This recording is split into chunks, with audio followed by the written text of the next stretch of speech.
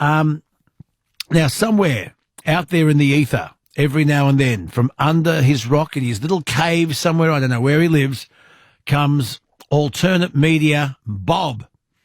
And he's rung in this morning. Good on you, mate. Good morning.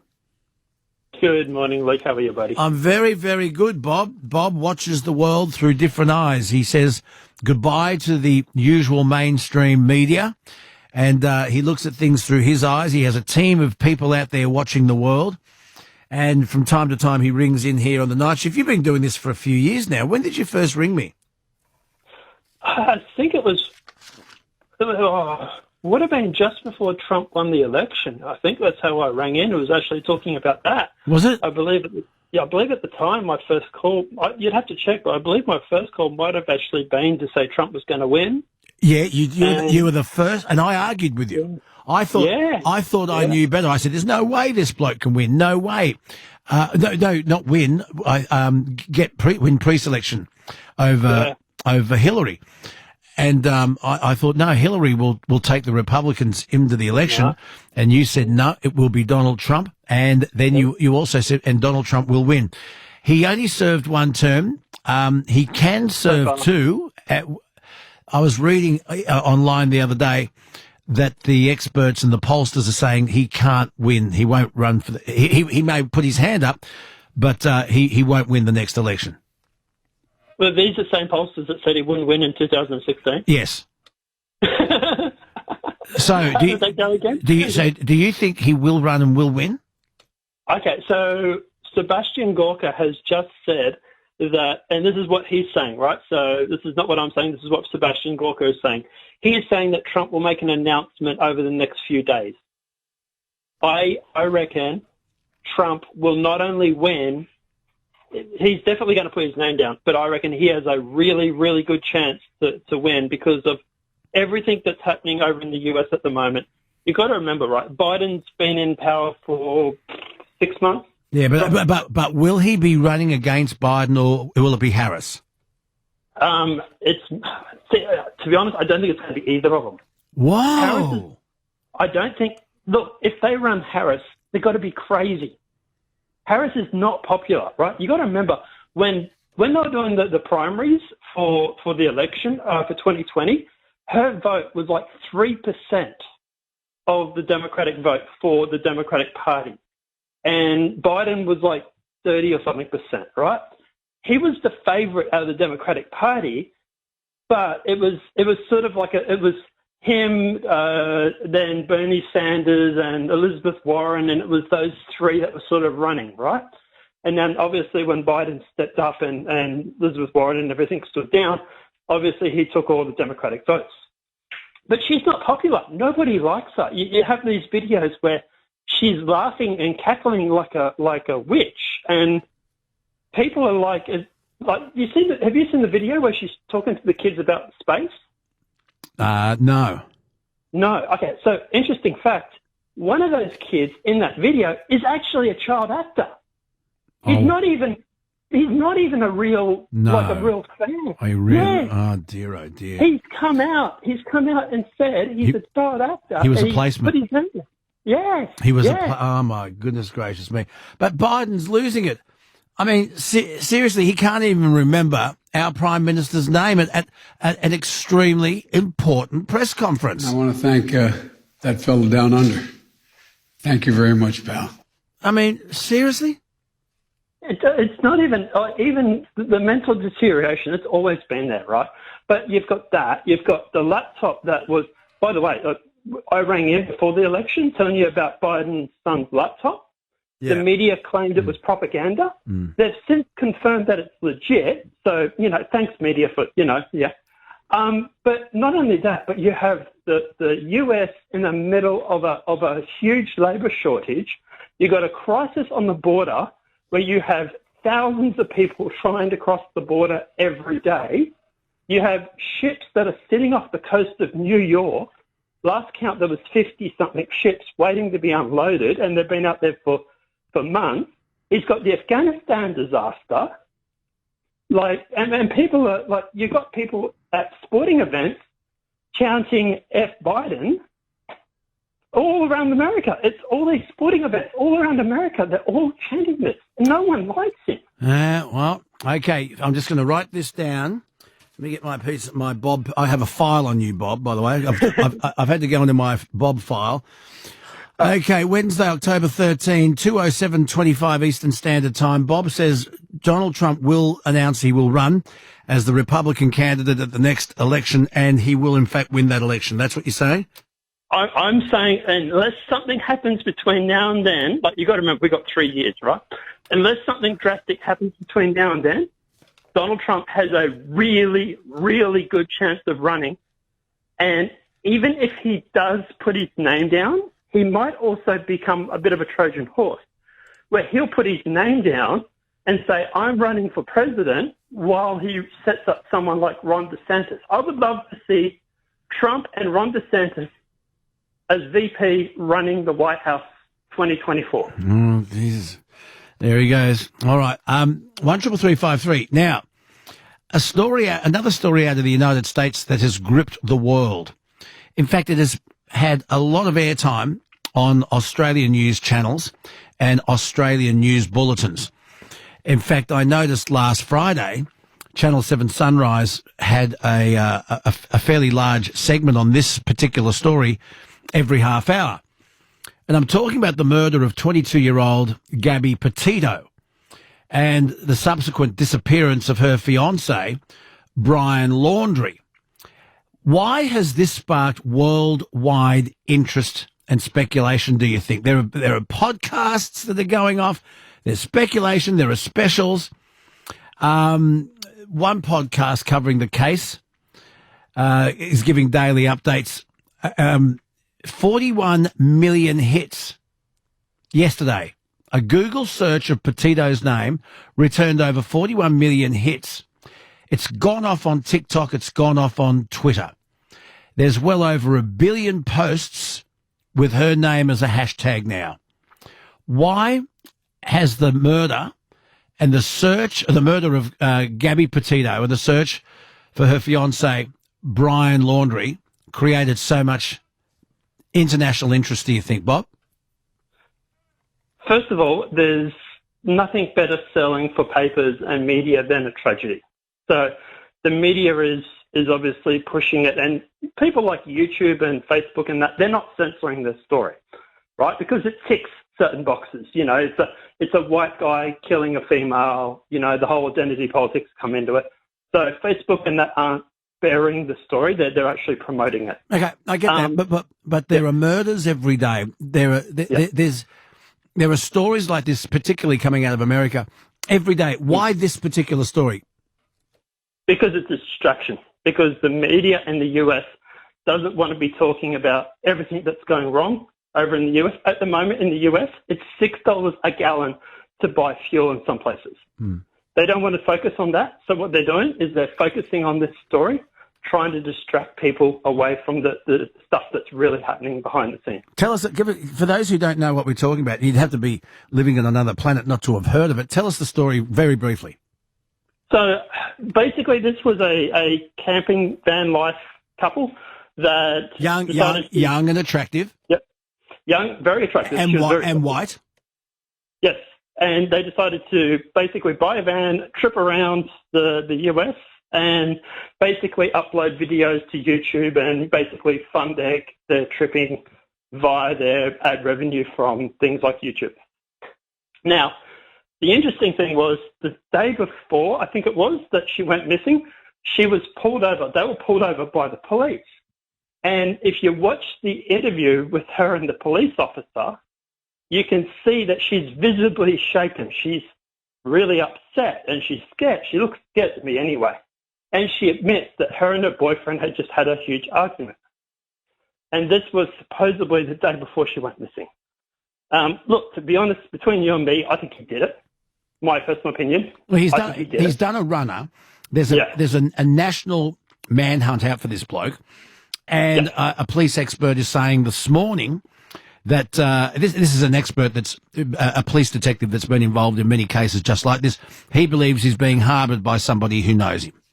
Yes, most likely. The interesting thing actually was a couple of days before the police turned up to his parents' house, some witness came forward and said that they had seen his mother and father and Brian, someone matching all three descriptions, actually going to a trailer park and actually helping the son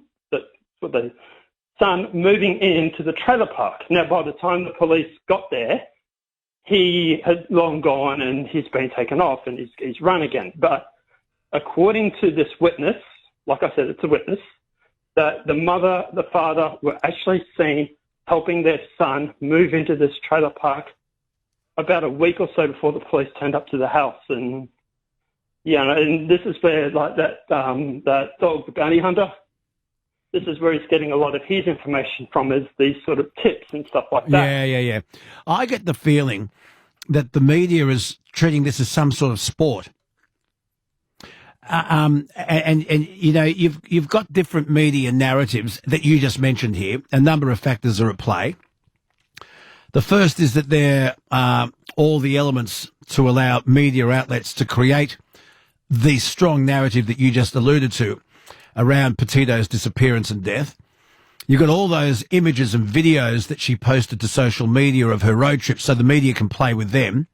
You've got the interaction with the police captured on that body camera that you showed, that showed her, as you said, very distressed.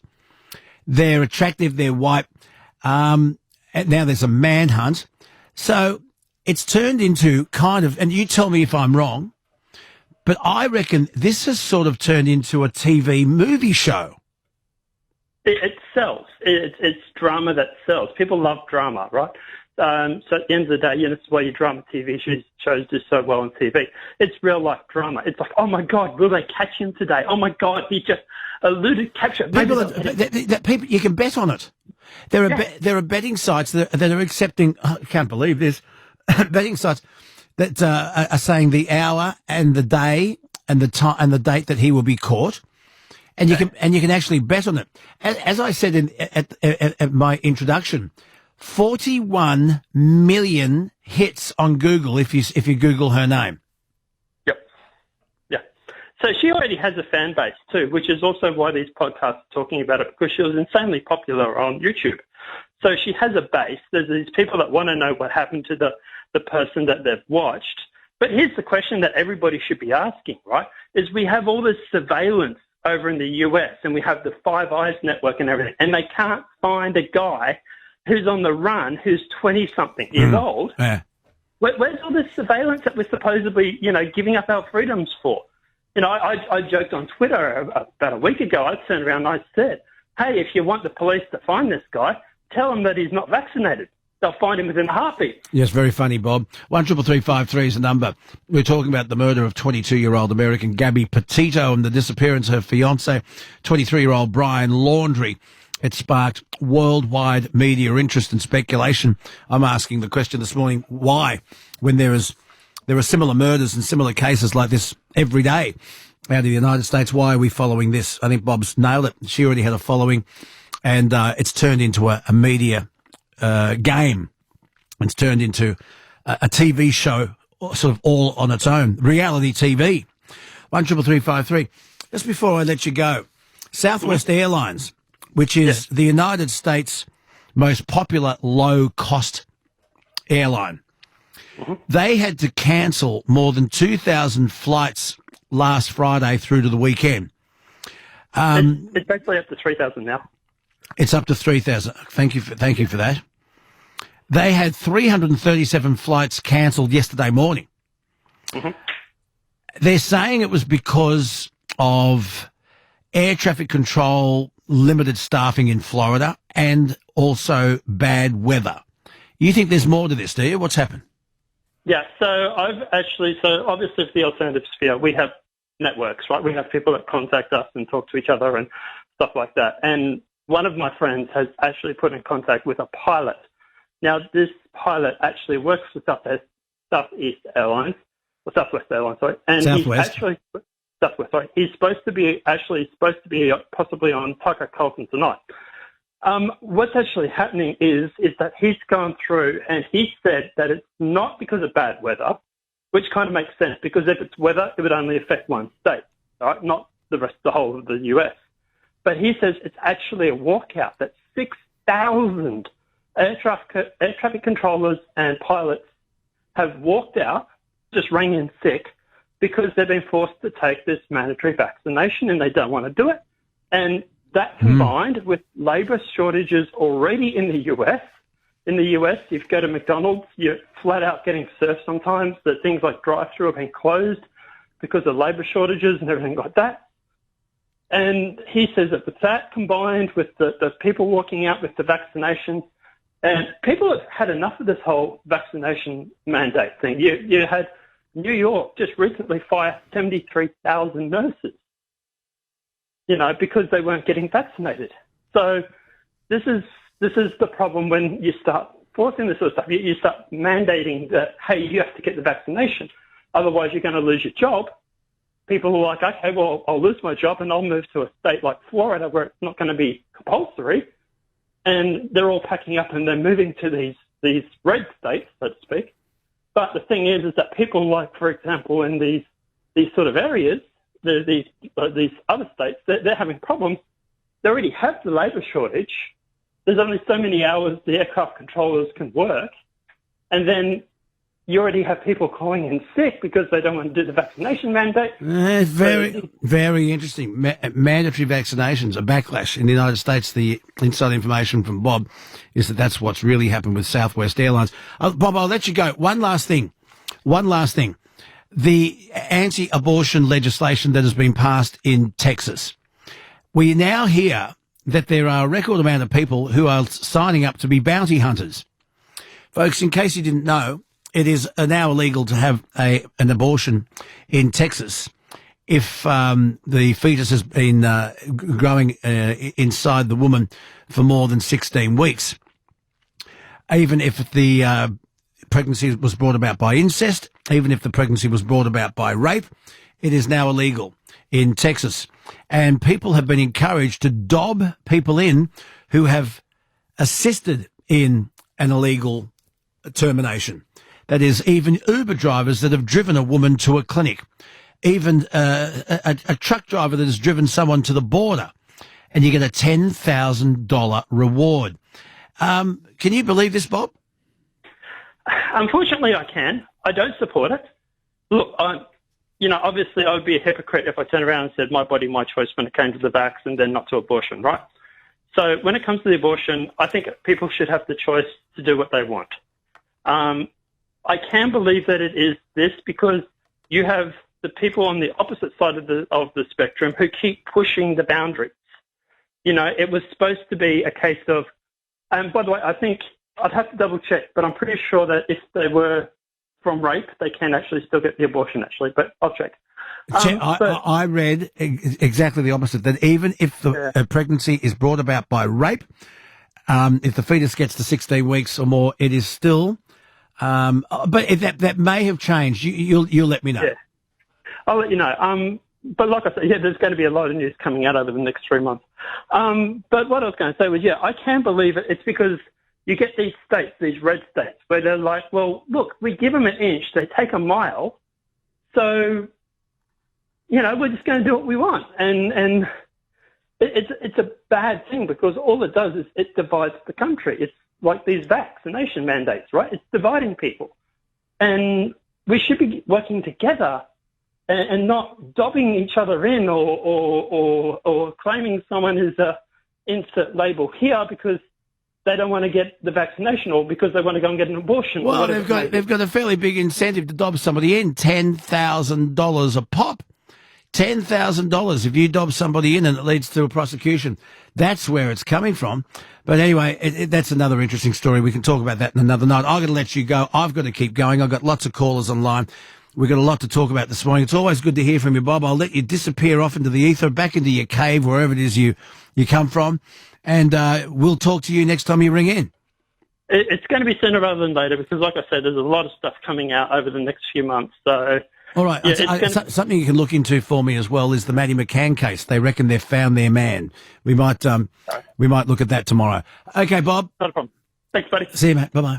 Our alternate media guy that has eyes and ears around the place. Don't always agree with him, but it's interesting to hear his opinions and hear his version of what's going on in the world. So there you go. 133353 is the telephone number. You can ring through right now. A couple of lines are available. You're listening to The Night Shift on Triple M.